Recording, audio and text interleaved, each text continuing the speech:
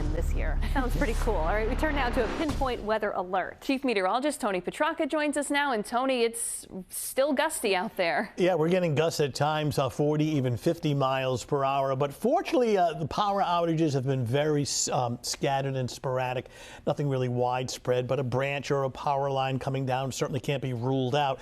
In the meantime, partly cloudy. I want to show you an interesting picture from Providence. I want to put this on your screen at home.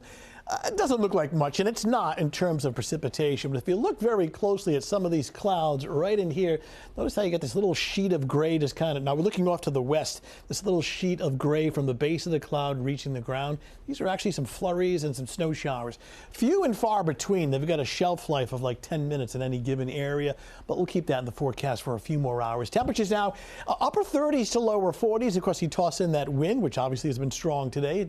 It feels cooler. We're currently 40 in Providence and 42 New Bedford. So the gusty wind continues not just through tonight and even through tomorrow as well. Well, the wind advisory itself expires at 10 o'clock, meaning that after 10 o'clock, while it'll still be windy overnight through Friday, the winds won't be quite as strong. And staying dry, really no major storms in the short term. We'll see that in the 7-day forecast.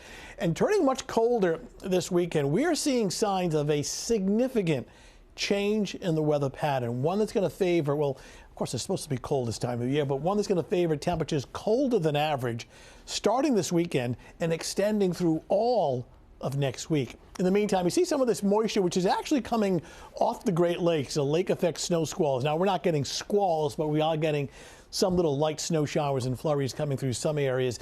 Area of low pressure, a rather strong one north of Maine across the Canadian Maritimes.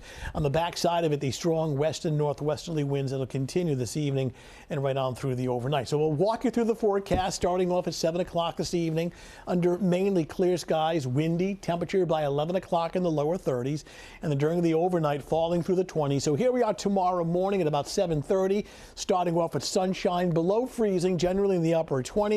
And it's mainly sunny, but still windy, but dry. Looking at temperatures by around noontime in the mid to upper 30s. Once again, the wind makes these temperatures feel colder, but otherwise it looks dry. Here we are 4 o'clock just before sunset, looking okay. And then quiet but blustery and chilly weather for tomorrow evening. If you're heading out Friday night, weather looks fine. For this evening, a slight chance of a quick, over the next couple of hours, of like a snow shower or a flurry in some spots. Otherwise, just windy and dry. 6 in the morning, 29. By 11 a.m., sunshine, windy, 34. And temperatures mid to upper 30s during the afternoon. But again, with the wind, it does feel much colder. All right, 7-day forecast, and we'll take a look at windy and dry weather for tomorrow. Temperatures in the middle to upper 30s. The weekend is cold and dry. These temperatures this weekend into next week running below average, though nothing extreme.